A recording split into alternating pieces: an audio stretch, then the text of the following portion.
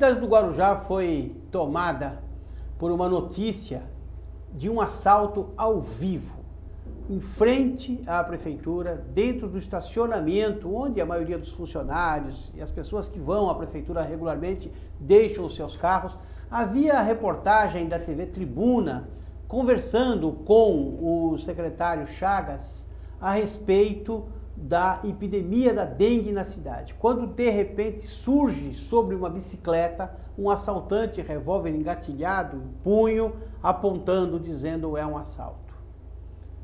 Reflexo dos nossos dias em nosso país. Nós estamos vivendo sobre um clima de violência exacerbada. Nós tivemos no ano de 2014 58 mil homicídios no Brasil. Se nós contarmos apenas mortes violentas, passaram de 100 mil mortes em 2014. Esse ano, os homicídios estarão maiores 30%, segundo os analistas, pelo menos até o final de abril, aumentou em 30% em relação ao ano passado. As pessoas matam somente para ouvir o tombo daquele que foi morto. Falta segurança. E por que falta segurança? Ah, porque a polícia não age. Não é verdade, a polícia age. Nós tivemos hoje um homicídio em São Paulo, de um motoqueiro morto por um assaltante.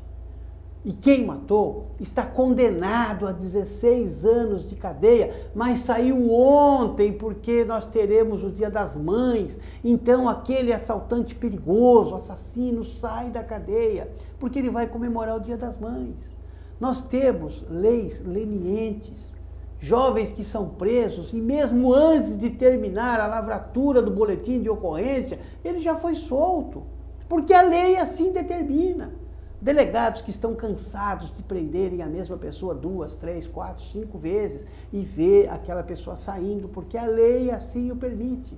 Nós precisamos de legisladores firmes, precisamos de um Congresso marcante, precisamos de leis que mantenham a pessoa presa e que dê à pessoa a sensação de punibilidade. A pessoa precisa saber que se cometer um crime vai ser preso, para que ele tenha medo de cometer o crime e nós tenhamos a diminuição nas estatísticas. Por que isso aumenta? Porque as pessoas sabem que não acontece nada.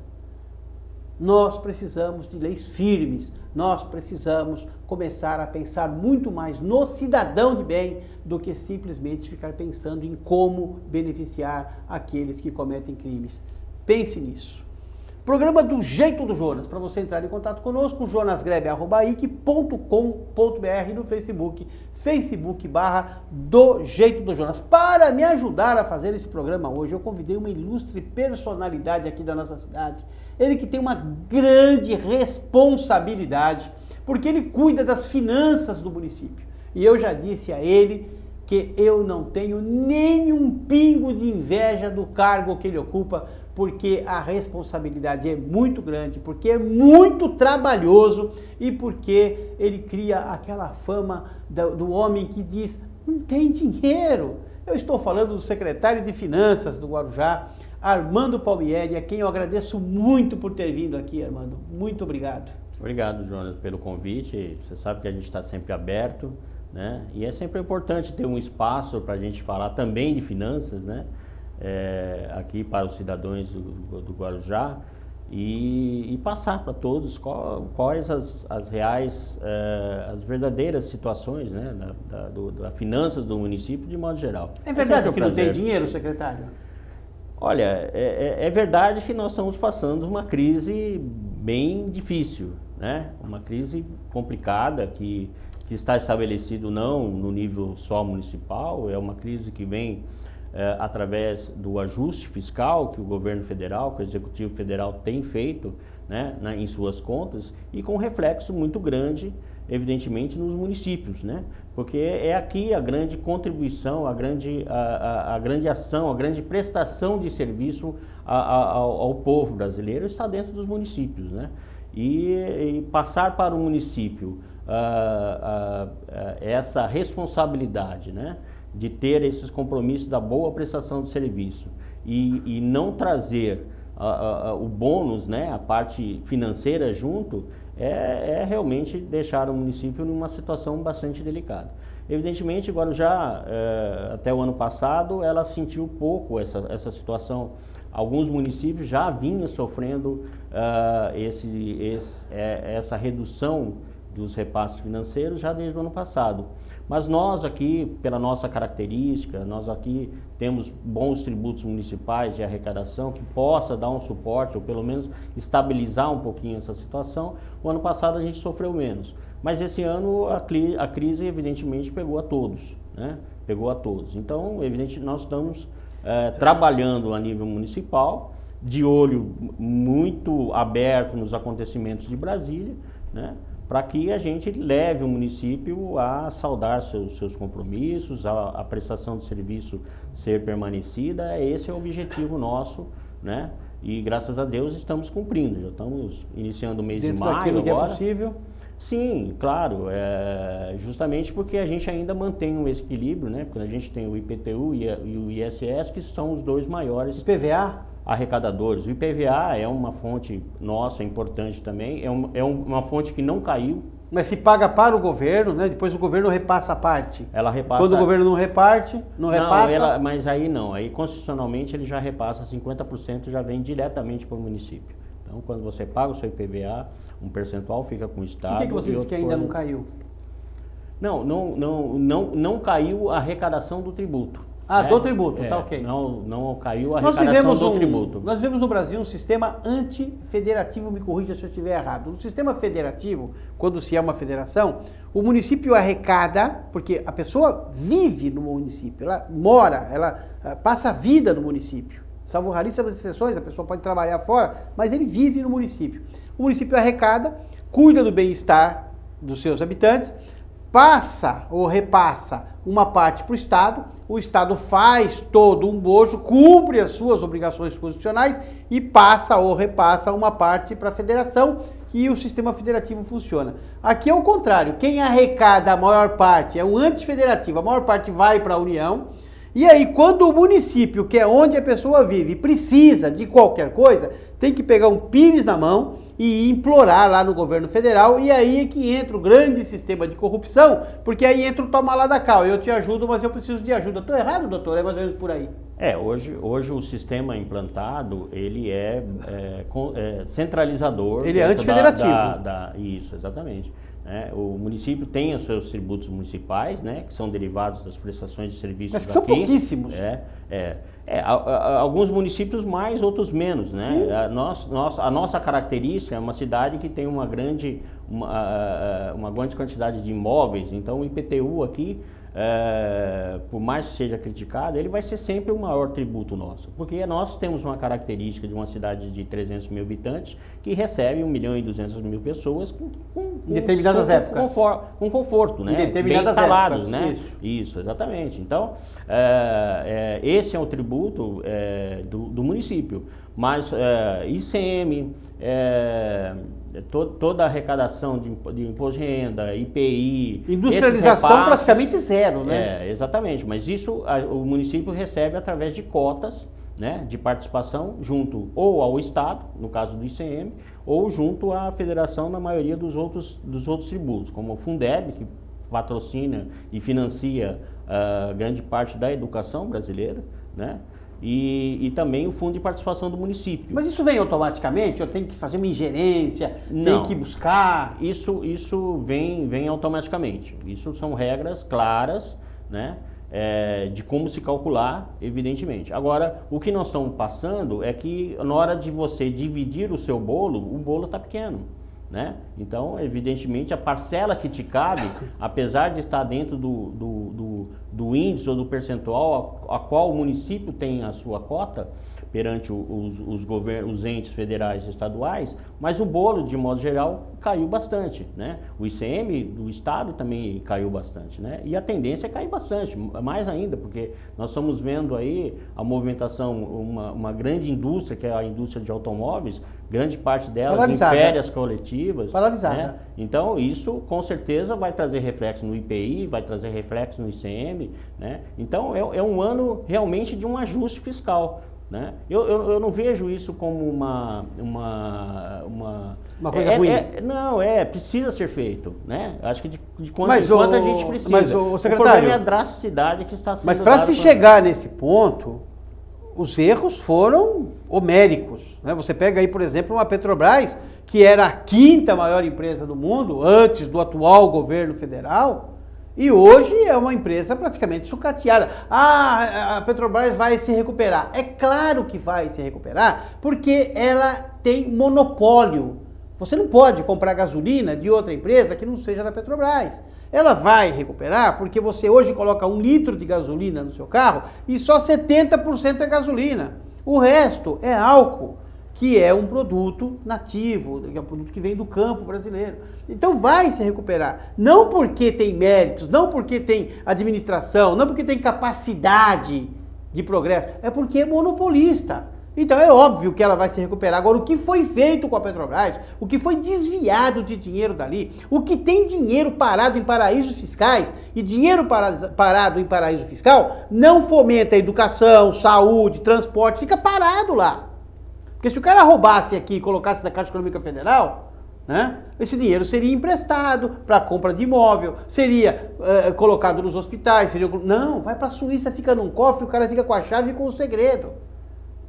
Então, doutor, eu acho que recupera, mas é difícil. E isso prejudica os municípios. Né? O que eu queria colocar é o seguinte, as pessoas falam às vezes, a cidade arrecada 1 bilhão e não tem dinheiro. É verdade, doutor? Esse 1 bilhão já tem, inclusive, onde colocar, né? A educação está uma parte, a saúde está uma parte. Como é que funciona isso? Vamos explicar para quem está assistindo.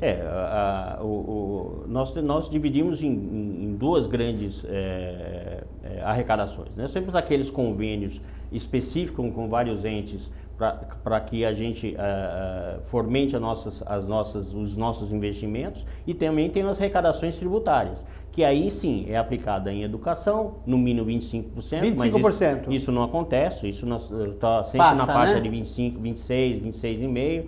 A saúde, que o mínimo é 15%, nós aplicamos 19% a 22% anualmente, né?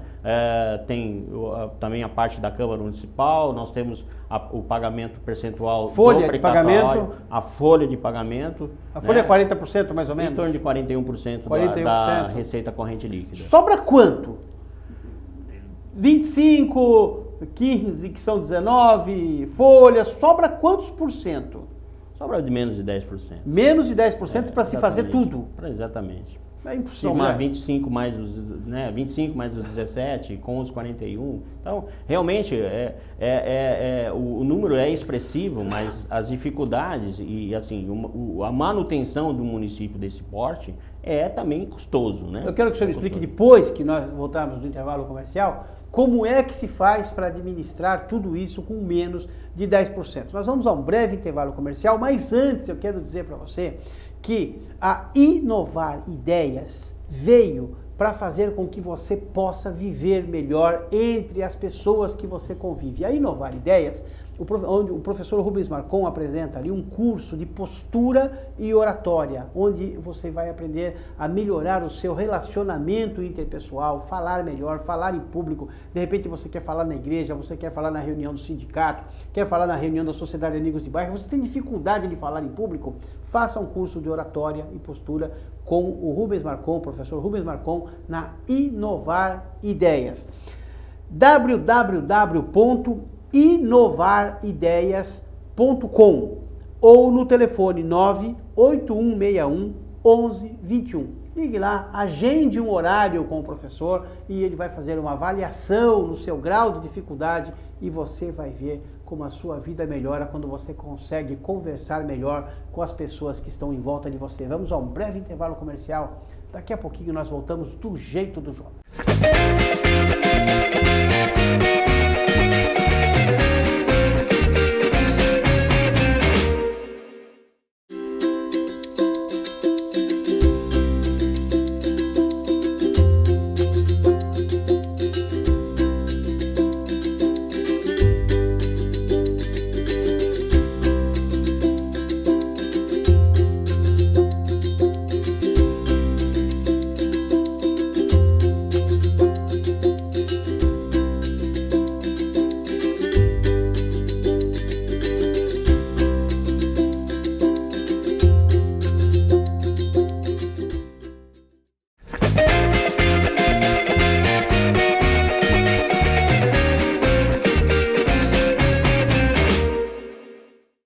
programa do Jeito do Jonas, voltando para o segundo bloco, batendo um papo gostoso hoje aqui com o secretário das Finanças do Guarujá, o engenheiro Armando Palmieri. Eu chamo ele de professor, mas é professor também, mas é engenheiro civil e é o secretário de Finanças aqui do município do Guarujá. Para você entrar em contato conosco, jonasgrebe@ig.com.br ou no Facebook.com/do Jeito do Jonas.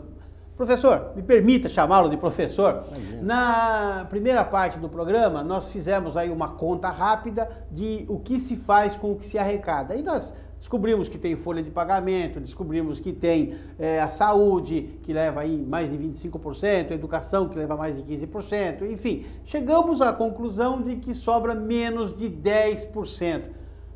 Como é que se toca uma cidade como o Guarujá, com mais de 200 mil habitantes, com tantos problemas, com menos de 10% do orçamento? Realmente, hoje a gente tem duas grandes missões, né? Primeiro, buscar sempre recursos extras fora, né? Praticamente todos os investimentos hoje no município, né, que se passa e que a gente vê, o número de obras que têm acontecido aqui na cidade, né? Você vê a Ademar de Barros sendo refeita, todo o setor de pavimentação lá do Paicará, mais de 100 ruas estão sendo. Maridade está muito bonita. Eita, Maridade, que também está sendo completada agora. Joana de agora está muito bonita. Está recebendo as calçadas, né? Tudo isso demanda de um grande laço político para que esses recursos venham a fundo perdido para o município. Porque isso vem do DAT? O município vem do DAT, vem de emendas parlamentares, vem de dinheiro do Ministério, vem de PACs, né? Do Programa de Aceleração de Crescimento. Então, tudo isso tem uma gestão política também, né? E outra, temos também uma capacidade de ir buscar esse recurso, né? Porque é somente uma cidade que está com todas as suas certidões em dia, que está com todos os seus compromissos em dias, pode e tem o direito de receber esses recursos. Então, a nossa grande missão dentro de finanças, evidentemente, é que a gente mantenha todas essas condições para que, com a prefeita Maria Antonieta, consiga, em Brasília, junto ao Estado também, né? Verbas para fazer os investimentos. Então, hoje, toda a base de investimentos de obra e construções que a gente tem é por conta de convênios que a gente traz, em sua maioria, recursos perdidos, né, em todos os entes, né? Agora, o que cabe a gente cuidar? Evidentemente, a gente tem que cuidar da manutenção da cidade. Não há linha de crédito ou financiamento. Zeladoria ninguém financia? Não tem. Isso é uma despesa... E há uma queda de arrecadação em curso? Há uma queda. Hoje, dentro do previsto do nosso orçamento para 2015, a nossa queda fechada em março está na ordem de 20% a menor. Vou fazer uma pergunta pouco inteligente aqui. O senhor acredita que a queda de arrecadação, obviamente que não é só no município do Guarujá, tem a ver com tanto escândalo na mídia todo dia? A pessoa desanima de pagar imposto, fala, eu vou pagar imposto para financiar ladrão. Isso ajuda a diminuir a arrecadação, na sua opinião? Olha, eu vejo como um ajuste realmente, Jonas. Evidentemente existe um público que possa estar e que no caso do Guarujá, por exemplo, a gente não tem esse público, né? Que pode estar deixando de fazer, de pagar as suas obrigações. Mas não porque ele está descontente com toda a situação, mas é porque a sua própria situação está difícil, né? Então isso a gente entende. Entre comer e pagar imposto, é lógico. Decisão difícil que ele tem. A gente entende também, a grande parte dos nossos imóveis, ele é o segundo imóvel da família, né? As pessoas moram em São Paulo, moram no interior, moram em outros estados, tem imóvel aqui. Então é natural que dentro das dificuldades eles têm que abrir mão de alguma coisa por algum momento, né? Então eu não vejo que isso é uma situação determinante. Não é isso. Não é. É que justamente quando você retira a injeção que o governo normalmente faz no comércio, na isenção de IPI, né, em algumas situações que ele vinha fazendo, e você retira essa situação, todo o comércio tem que fazer um novo ajuste, né? E aí, quando você vai fazer um novo ajuste, é natural que, não tendo dinheiro na praça, as pessoas comprem menos, há menos em transações imobiliárias. Paga-se menos contas. Paga-se menos contas. Então, isso é uma bola, né? Existe isso. Existe hoje alguma forma em curso, alguma forma de facilitação para que a pessoa pague impostos atrasados? Por exemplo, a pessoa que está devendo aí 5 anos de IPTU, já estão à beira de ser ajuizada, às vezes até já se ajuizou uma ação. Existe algum mecanismo para que ele tenha alguma facilidade, que ele tenha algum desconto, ou que o juro seja baixado? Enfim, existe alguma coisa nesse sentido? O que nós temos é um parcelamento administrativo. O Refis já passou, outra época. Já foi extinto em maio do ano passado. Ok. Né? O que existe hoje? O que nós temos é o que está dentro do Código Tributário, que é um parcelamento administrativo, seja ela ajuizada ou não ajuizada, em dívida ativa ou não, em até 30 meses. Né? Não há nenhuma forma de benefício ou 30 meses, o que? O valor bruto? O valor. Divide-se até por 30 vezes. Até 30 Mas tem vezes. que ter um valor alto, senão não compensa nem imprimir um carnê, né? Não, a gente faz para qualquer valor. Para qualquer valor? Não tem nenhuma regra. O importante é que o contribuinte que queira liquidar ache um meio de fazer. Evidentemente, o Refis é uma lei específica de validade dentro do seu período. Ela tem um tempo de início e fim. E aí ela aí possibilitou que aquele contribuinte que quisesse quitar suas dívidas tivesse um benefício, né, com desconto de multas e juros. Aí já foi diferente, né? Mas é uma lei específica que já foi passada e essa situação então já foi vencida. Então eu posso vencida. olhar para a câmera e dizer para você que está me assistindo em casa, se você tem dívida com a prefeitura, principalmente de IPTU, procure a SEACOM, né? O departamento especializado, e com certeza você poderá parcelar a sua dívida em até 30 vezes. 30 meses. Em até 30 vezes. Olha que moleza para você ir lá, pagar, liquidar, acabar com isso tudo. É bom para você. Agora, a outra coisa que eu preciso comentar contigo é a respeito do precatório. A prefeitura tem tido aí alguns tropeços com os precatórios, a dificuldade em pagar, excesso de coisas para pagar. E outra coisa, se eu estiver errado, me corrija. Me parece que este governo, em 6 anos, não emitiu precatórios. Não deixou nada para frente? Não, hoje os precatórios que estão sendo distribuídos, né, os novos precatórios agora são demandas de ações de governos anteriores, né? Até porque todo o trâmite judiciário é bastante longo, né? Para que de fato entre entrar com a ação até que ele vire um precatório, demanda um tempo dentro do próprio judiciário para que isso aconteça. O que a gente tem tentado prevenir é uma ação importante da Secretaria de Administração e juntamente com a de Finanças, para que a gente não junte, principalmente, precatórios de ordem trabalhista, né? Que prejudica bastante o nosso servidor. Qual a diferença do precatório de ordem trabalhista para os outros? Não, trabalhistas são sempre dos servidores relacionados ao mas qual a diferença do precatório na hora de se pagar? Ele tem prioridade? Ele tem uma lista diferenciada, né? O que a gente tem tentado evitar, Jonas, é que essas demandas trabalhistas, elas se encerram antes do precatório. Então isso tem sido feito um grande trabalho na GM, né, na Advocacia Geral, para que isso não aconteça, solucionando os problemas que geraram aquela discussão jurídica, né? Tá certo? Na entrada do primeiro mandato, a prefeita pagou um grande número de valores que eram devido ao funcionalismo público, claro. Justamente porque ele estava na iminência de virar um precatório, tá certo? E é um precatório que demanda um tempo para ser recebido, né? Então, apesar de hoje nossos precatórios representar 5% dos valores totais, os precatórios trabalhistas, eles representam cerca de 5% dos valores. De todos os precatórios do valor Estamos total falando em meio bilhão de precatórios na cidade hoje? Em torno disso. Meio bilhão. E como é que se liquida isso para atender a nova lei? Como é que se atende isso até 2021? Então, esse é o grande foi dilema. Sintomático. Esse é o grande dilema que os municípios têm enfrentado, né? Na verdade, o precatório já tinha uma regra própria, né, de pagamentos, que foi dada pela Emenda Constitucional 62, que em 2013 ele acabou sendo dado como inconstitucional, né? o Supremo Tribunal fez as modulações agora, há pouco tempo, cerca de um mês atrás, estabelecendo quais são a regra enquanto não se define uma nova forma de pagamento, né?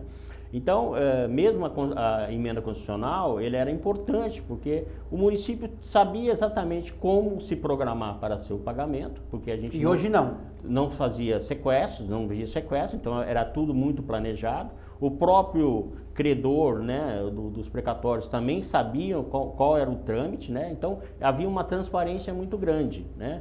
A declaração da inconstitucionalidade, né, apesar do fato, todas as ações do Tribunal de Justiça foi para que mantivesse as mesmas condições, porque os municípios também já estavam pagando, né? Então, até então, todos os municípios têm pago, né? Agora já tem pago, a conta do município agora já é alta, né? Tá certo?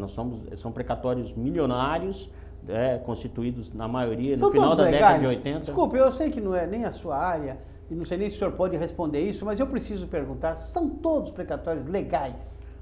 Legais sim, porque foi feito através de uma ação judicial que seguiu todos os trâmites, né? Há um grupo de contadores com procuradores, onde a gente estabelece recálculos desses valores. Então, o que nós estamos tentando, avaliando precatório por precatório, é justamente como ele se evoluiu na questão financeira, né? Porque ele atravessou períodos de inflações muito altas. Tá, mas você tem um terreno que vale R$1.000, aí você tem um precatório daquele terreno de R$10.000. Ah, mas o juro do precatório, mas o terreno valoriza muito mais do que qualquer juro. Por que não acompanhou? Aí cria em minha cabecinha a ideia de que alguém lá atrás fraudou valores, aumentou um zero.